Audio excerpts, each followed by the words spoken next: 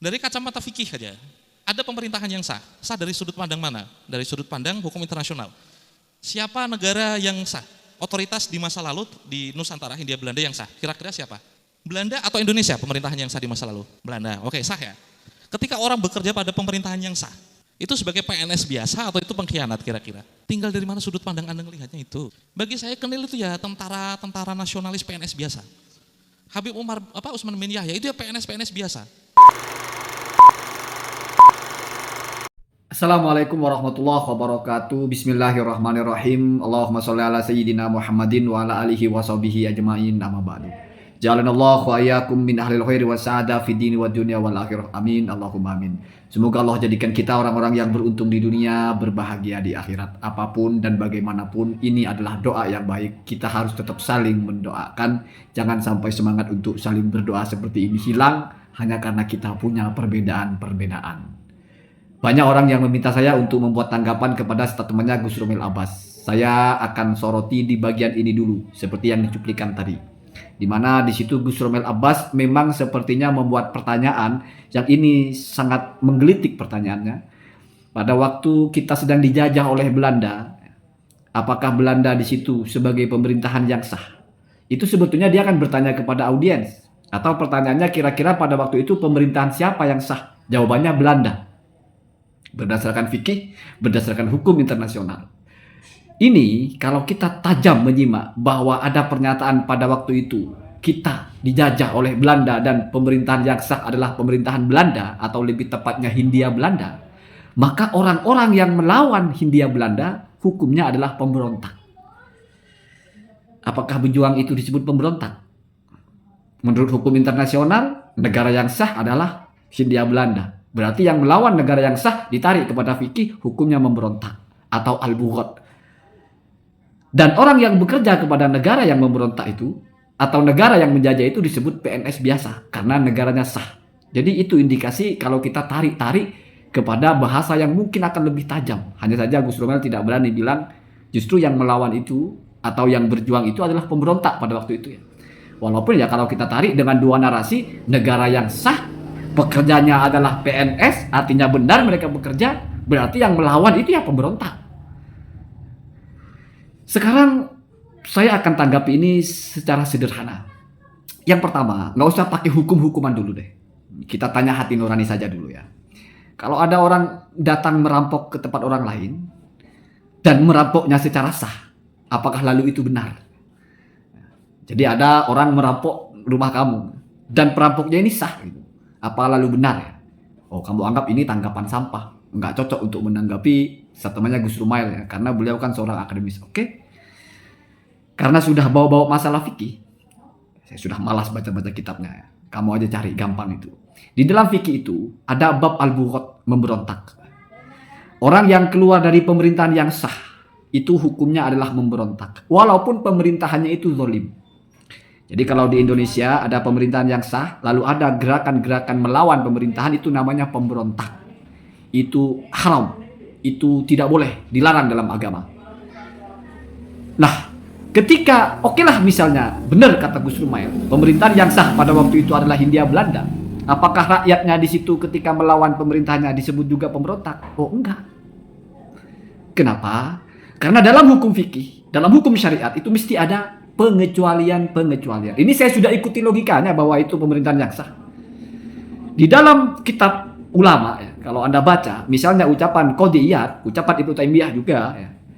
Ada kalanya keluar dari pemerintahan yang sah bahkan melawan pemerintahan yang sah bahkan itu adalah sesuatu yang harus apabila ada dua indikator ya.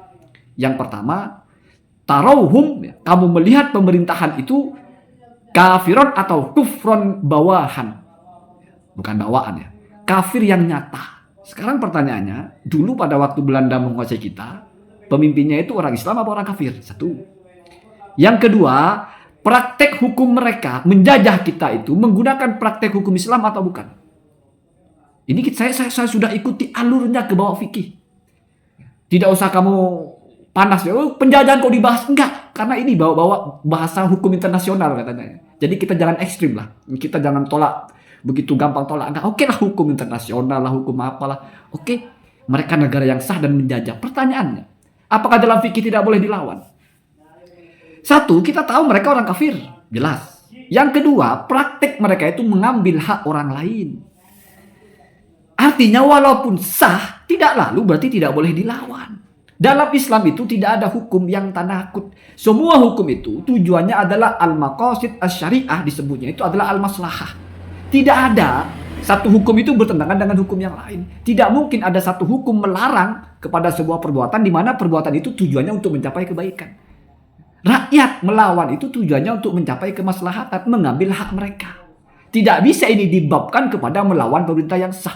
Kalau tidak bisa dibabkan kepada melawan pemerintah yang sah, maka status keabsahan pemerintahannya itu tidak melarang orang melawannya. Artinya tidak akan pernah ada bahasa yang melawan Belanda pada waktu itu disebut pemberontak. Justru mereka disebutlah pejuang. Kemudian, kalau sudah paham seperti ini, bagaimana status bekerja kepada Belanda atau Hindia Belanda? NU sudah membahas hukumnya tidak boleh atau haram. NU itu sudah membahas itu ya. Sudah menstatuskan ini bagaimana Hindia Belanda itu bagaimana menurut hukum Islam ya. Sudah ada. Jadi tidak perlu ini dianalisa-analisa ini itu sampai muncul narasi-narasi yang nggak masuk akal. Orang membela haknya, orang melawan penjajahan itu tidak perlu kita intelek lah. Tidak pernah ada negara manapun yang membenarkan penjajahan. Kadang-kadang kita juga menepis ini offset, bawa-bawa resolusi jihad misalnya. Karena Gus Dur ini kan orang yang akademisnya tinggi. Jadi kalau kamu misalnya membantah, itu lihat loh resolusi jihad. Bagaimana hukumnya melawan penjajah. Fardu ain. Bahkan kalau jaraknya jauh fardu kifayah.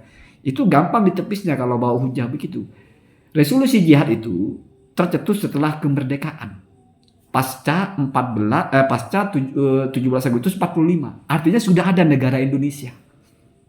Dan pada waktu itu mereka datang memang sudah menjajah negara yang sah, kan begitu bahasanya. Sudah ada negara Indonesia sudah sah dan mereka menjajah, maka melawan penjajah.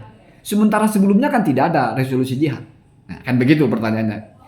Makanya saya tidak jawab pakai resolusi jihad.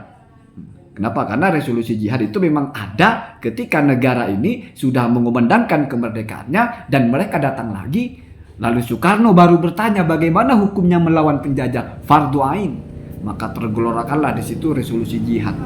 Itu kronologisnya memang setelah 1745. Berarti setelah kemerdekaan. Beda dengan kasus orang yang berperang melawan Belanda sebelum kemerdekaan. Tetapi NU itu sudah membahasakan itu. Bahwasanya Hindia Belanda itu sudah disebut Darul Islam sebetulnya. Walaupun bukan disebut pemerintahan, tapi disebut Darul Islam itu disebut kawasan orang Islam. Kenapa? Karena sebelum Belanda datang, mereka itu adalah daerah yang pernah dikuasai atau pernah dibukini oleh banyak sekali orang Islam. Walaupun bukan sejarah pemerintahan, tetapi dianggapnya Darul Islam ini berimplikasi kepada hukum-hukum fikih. Kepada misalnya ada orang di situ mati tidak jelas agamanya karena dia matinya di daerah ini, tidak jelas bapaknya Islam atau kafir, maka dihukum Islam. Itu salah satunya. Itu dibahas dalam fikih. Cuma yang tegas kamu cari fatwa atau hasil dari Munas NU. Hukum bekerja kepada Belanda atau Hindia Belanda itu adalah haram. Kenapa? Karena dianggap i'anatun alal maksiyah, membantu kemaksiatan. Apa kemaksiatan? Penjajahan. Penjajahan. Jadi Islam itu tidak akan pernah membenarkan penjajahan. Lalu bagaimana dulu ada orang bilang Islam dulu kan juga menyerang negara lain. Oh, itu bukan penjajahan, Pak. Mereka berdakwah, menawarkan solusi. Apalagi kamu anggap sama dengan Belanda menjajah kita. Pasukan Nabi atau pasukan sahabat datang terus menguasai, kan nggak begitu prosesnya.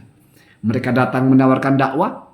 Kalau mereka tidak setuju lalu berperang, ya berperang. Kalau setuju ya setuju. Tidak lalu diambil haknya. Dalam Islam itu orang non muslim aja punya hak. Ini nyata-nyata non muslim ngambil hak kita.